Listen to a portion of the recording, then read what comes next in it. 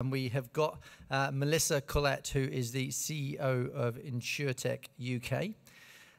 They are the largest formal alliance of insurtechs in the world. You would have thought maybe the US, but the UK is leading the way. She's got 25 years in the UK insurance sector and probably previously been an advisory board member of Innovate UK, which also kind of drives a bunch of R&D funding, so knows a lot about getting money into startups' hands. She also was the finalist for Insurance Woman of the Year in 2021, no less. And she did let me know a little earlier on. I asked her kind of what her loves were, and her love is sailing. And she's never sailed in Sydney before, so if we have any yachties in the room, she would like to jump on a boat. So if any of you got boats, she's your lady. Look her out, and she's here for just a few more days, so it's going to have to be a tight time frame to get on the boat. So Melissa, thank you, and over to you.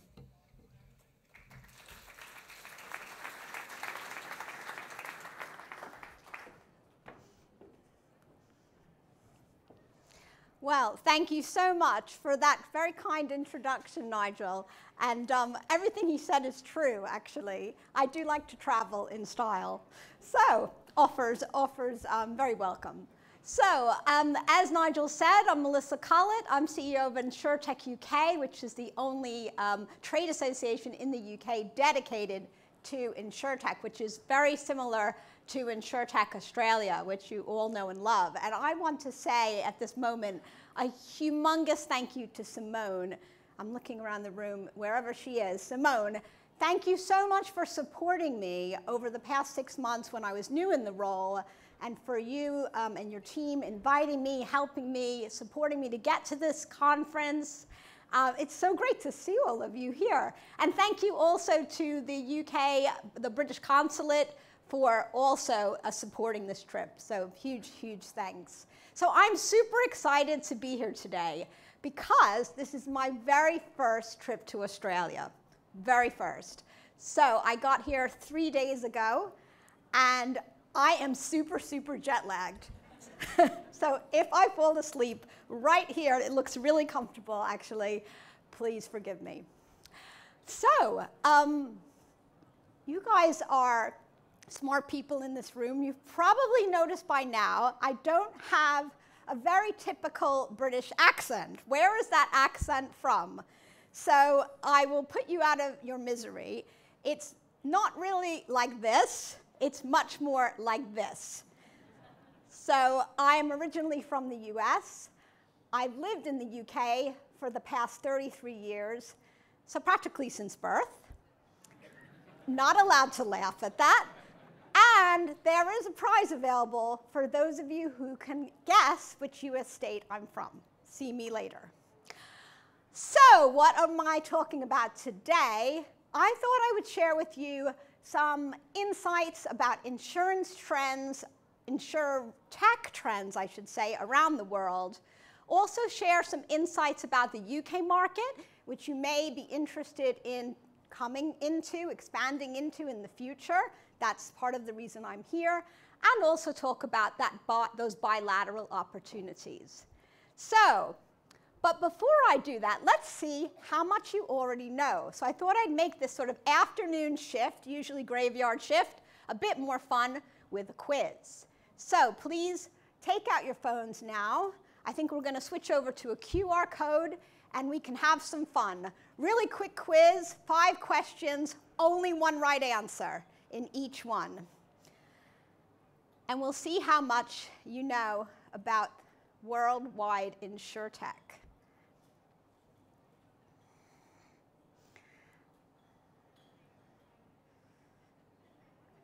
Excellent. It looks like everyone's getting into it now. So do you think we are ready for the first question? Excellent. Let's go. First question. How many Insurtech companies are there in the world? Sliding scale. What do people think? Where are we going? I'm looking at your answers. They're bubbling up all around the joint. I think you've got 10 seconds to reach an answer, and then we're going to see what the right answer is. The right answer is 3,000. Ah, most of you were wrong. So 3,000 is quite a lot, actually, but maybe not as many as you thought there were. Right, next question, number 2. What was the peak year for Insurtech funding? Let's see your answers. We've got 5 choices. And we're talking global.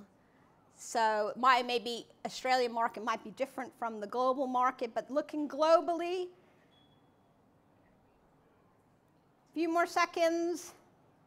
The right answer is 2021. You guys got this one right. A few of you didn't, but most of you got it right. Well done. So we'll talk a bit about that in a minute. Question 3. Top 2 countries for the number of Insurtech deals last year in 2023.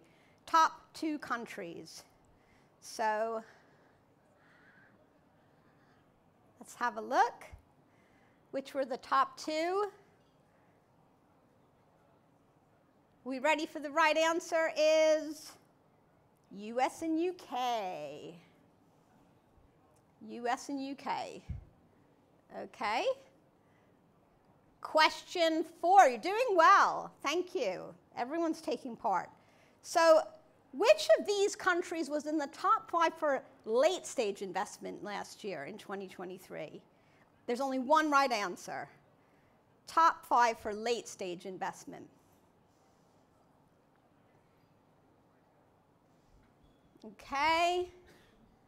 Have a think. The right answer here is Australia. Woo. There you go. Surprised. Next question. Final question. Which country has the highest number of Insurtechs per capita in the world? Could be country with a small population or big population or medium size. Which one is it? Ooh, a lot of people going for Australia. Highest number of Insurtechs per capita in the world is UK. Surprise. Only 10 of you thought so. Most of you were buoyed up by the previous answer, and you thought, Australia. Okay, thank you very much for taking part in this quiz. Who knew there were so many fun facts about Insurtech? So let's have a look at these trends in a little more depth now. So if you look at that figure, the number of Insurtechs around the world was 3,000. This is how it breaks down globally. So you can see where the US has most of these companies, but in Europe is quite a few Insurtechs in Europe as well. And then you've got the rest of the world in Asia, not the rest of the world, Asia Pacific has the next biggest set. And if you're looking at Europe, you can see that the UK has 280 firms approximately, which makes it one of the highest number of Insurtech countries. Then about investment. So you can see here, in terms of total number of deals and investment funding, that there's been a steady trend since 2012 going up until 2021 when it was a real peak year. And then since then, it's been in decline. Some people think it's actually correcting itself. And if you look at the long-term trend, it's actually still going up. But it's obviously below the peak of 2021. So it's an interesting question. What's going to happen next year? What's your prediction? I could have had a question about that. So then I've taken 2023, I've broken it down so we can see over the quarters, fairly consistent in terms of deals. But what I like about this figure is it shows the breakdown between life and health versus property and casualty. Property and casualty in orange getting the bulk of the investment funding in deals, but maybe there's an opportunity there for life and health. And we had a really interesting pitch today from Aurelio about a really important area for the life and health sector, which is chronic pain. So maybe there's something there about the future opportunities. So we talked about which countries had the most deals in 2023, and this is the longer list, but it's showing you the US and UK coming top last year, but US clearly having the lion's share of those deals. And then the UK was followed closely behind by India and then Brazil.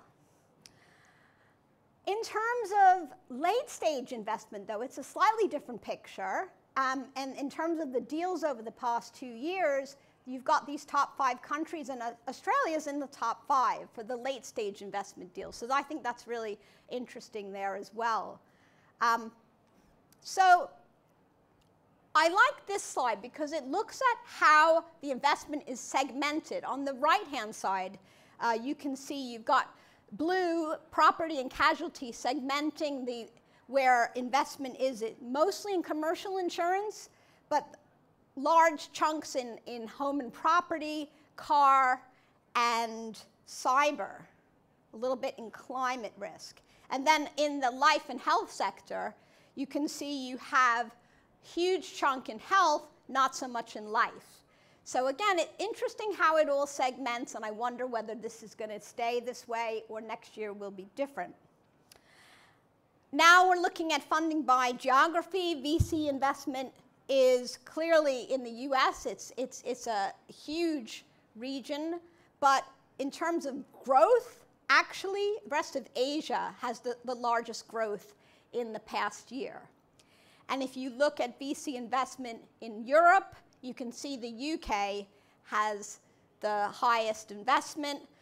But if you took the UK, Germany, and France combined, on the right-hand side, you've got that gray area, which is showing that they're occupying the bulk of the VC investment. So I want to talk a few minutes about this report now, which is focused on the UK, and share some insights with you about the UK market that we, Insurtech UK, developed with McKinsey, our principal partner. And this report came out last year, and you can scan that QR code now and download it straight into your phone if you wish. It's got some really interesting stats. It's a 16-page report. I recommend it, and if you're interested in this market. Oh, good. Everyone's raising their phone. That's always a good sign.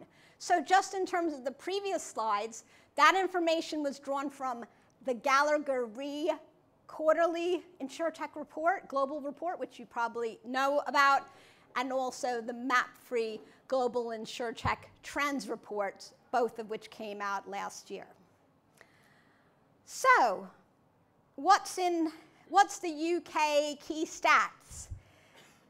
So we looked at the number of Insurtechs in the UK, standing around 280. Give or take, some come and go each year. There's some change. The Insurtech market is worth $20 billion to the UK economy. So really important sector, and that's why we're enjoying the support of the UK government, and in terms of our seeking to support this sector and also support the expansion of this sector globally. Also, the UK has the highest number of Insurtech firms per capita, which I think is a really interesting stat. And it's, I think, probably the only stat the UK is #1 in, ahead of the US. And then the final one I wanted to touch on was the unicorn one. So there are 5 unicorns in London alone, 8 in the UK in total, which is the highest in Europe, more than the highest in Europe countries combined, and also second only to Silicon Valley, which I quite like because our office is in Silicon Roundabout. So I'm always thinking about, we got to beat Silicon Valley. So that's, at a glance, the first page of that report that you've downloaded. You're all going to read religiously tonight after you've had about 5 beers. So what are the factors that underpin UK Insurtech success? Now, why am I telling you this? Because I think these factors really can underpin success in any market. Let's try and replicate this everywhere. I suppose that in terms of access to talent, you have to have talented people like people in this room to create these innovative companies. And where do you get that talent? In the UK, you get it from Lloyd's, the London market, which is unique to the UK, but there's also a network of very fine universities, which you also have in Australia and other places around the world. So you can harvest that talent that's really necessary for Insurtech to thrive. Underwriting capacity is absolutely critical, and I think this slide could also be named as well. You know, it's sort of about opportunities, but as well as challenges, because whilst the UK has a huge amount of underwriting capacity, my members also say they have difficulty sometimes finding capacity. So there's both opportunities and challenges on that front. So yes, there are lots of underwriters who are willing to work with Insurtechs. That's why we've got 280 of them, and willing to, you know, diversify their risks. And they're used to doing that and working with MGAs. That's why the MGA sector is also really burgeoning and huge in the UK. So very important. Supportive regulatory regime is also really important. And, you know, you have this regulatory sandbox, regulatory pochette. So they started in 2016, and there's been a huge number of firms, mostly fintech, going through that sandbox. And now our prudential regulator is also talking about establishing a sandbox. They're calling it something else, but that's to encourage the Insurtech firms transitioning into fully stacked insurers. So it remains to be seen if that is going to mean there are more Insurtechs really taking on the big incumbents. So I've noticed that I'm actually running a little overtime now, so I'm going to wrap up. You can read this slide, it's in the report. I'm going to now turn to the bilateral opportunities, which I know you're all, well, I hope you're all interested in hearing about. And I want to talk a minute or two about what Insurtech UK is doing to help its member companies to take advantage of these opportunities. And the beauty of this is there's at least 5 Insurtech UK member companies in this room today. Can we raise our hands? Where are you? Because I've been looking around for you. There you are. Yeah. Oh, great. Nice to see you. Okay. And also we have a new associate member, QBE Ventures, who's very kindly sponsoring this talk as well. So we've signed a MOU with Insurtech Australia, and that's been really successful, evidenced by the fact that, you know, we have all these companies in common, we're doing so much together, and I'm really looking forward to helping Insurtech Australia and support their delegation to London next month. And also, Insurtech UK is working with the UK Department for Business and Trade, which has really recognized the Insurtech sector as really critical for part of the fintech sector and wanting to promote UK companies doing business in Australia, Australian companies doing business in the UK. So we're working with them closely on that. And also highlight, I'm sure you're already aware of this, but the Australia-UK Free Trade Agreement, which exists to help make it easier to do this bilateral trade and to allow the free flow of data, the export of services, and I think we were saying last night, Elisa, that even making visas easier to obtain. I hope I'm right about that. Yes, I got the thumbs up. So this is all good news for that bilateral trade. And then finally, like Insurtech Australia, Insurtech UK are members of the Global Insurtech Alliance, GITA, which is really trying to help create these opportunities for Insurtechs globally. So we're really trying to get behind the whole sector around the world. I think that I'll stop there. Thank you so much for listening. What I would say is I really would like to meet as many of you as possible, if that is possible, during the course of the day. And while I'm here, I hope this talk has given you some food for thought and helped you think about your expansion plans. If there's anything we can do to help, please come and speak to me. So thank you for listening.